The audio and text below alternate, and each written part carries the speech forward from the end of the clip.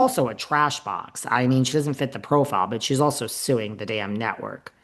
Ebony, let's put a pin in Ebony. Well, that's it. That's everyone from before this. So could I see Luann and Dorinda? Sure, I could. But I think the issue with Luann and Dorinda is I think they would be great, but they're not. I think they are looking for a new identity, but an old face. I think Luann and Dorinda are such good TV. I think they would suck the life out of it, but is there any life in RHONY 2.0? So I'm all for the two of them. If you really just boil it down like that, I also think Ebony is really on brand. I just don't think they would do it because she's associated with, the ruining of the franchise, as you all like to say. So if you really just strip all of that away, Carole makes sense. And also, the thing about Carole is she really never fit in with the original cast. She fits in with Jenna and Chevrolet more than Ramona and Sonia and Luann. Now, I know, I don't think some of you are probably doing cartwheels. Maybe not all of you are. I heard this rumor, not nastiness, and my sources say it's not the craziest thing that there are talks. So Miss Radziwill may be coming back. And I also heard that the whole thing really it's possible that Andy's sticking to this end of the summer and it's going to be announced and or sooner. So I'm starting to think maybe RHONY is coming back. And I mean, the more I think about it, to me, Radziwill's the only one that makes sense. I don't think, I mean, Luann and Dorinda would just change the show. Yes, I do think for the better. But who fits in the best? Radziwill. That's what I heard. So stay tuned. I heard this rumor and I heard it from reliable sources.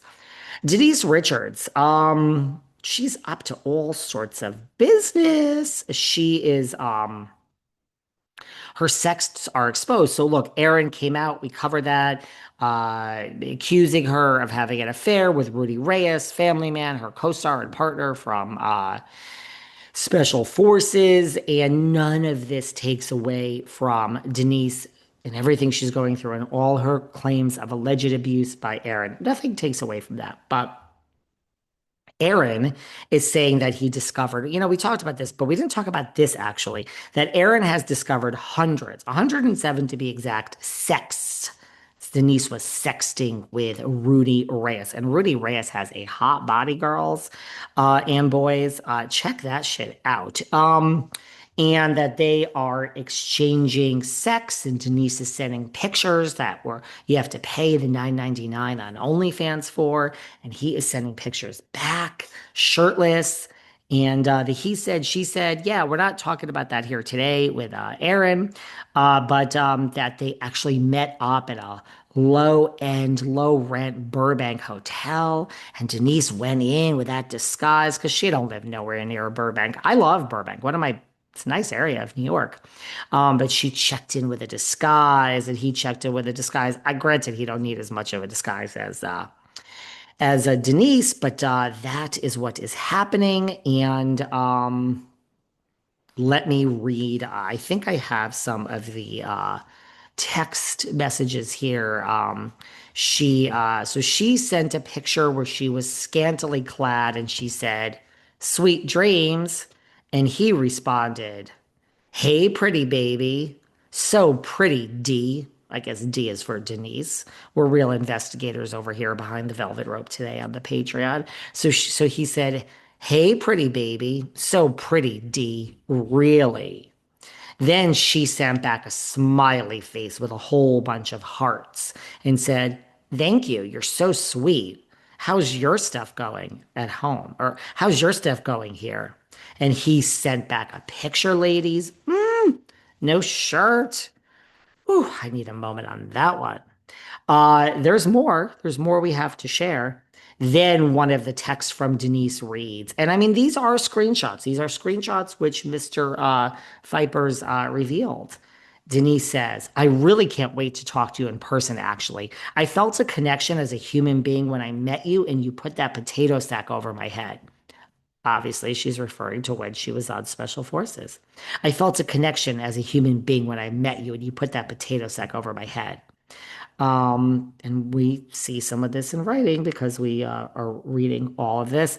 Then there's more. There is more here. Then getting to Burbank, she says they're talking about something. I'm coming in the middle. I got it. Long flights, filming and time zones. Get some rest. Or yeah, this is what she says. And then she says, here we go, because he's in LA, I guess, filming something. She says, if you have time while you're in LA, let me know. That's what Miss Richards says. She's got game, this Miss Richards.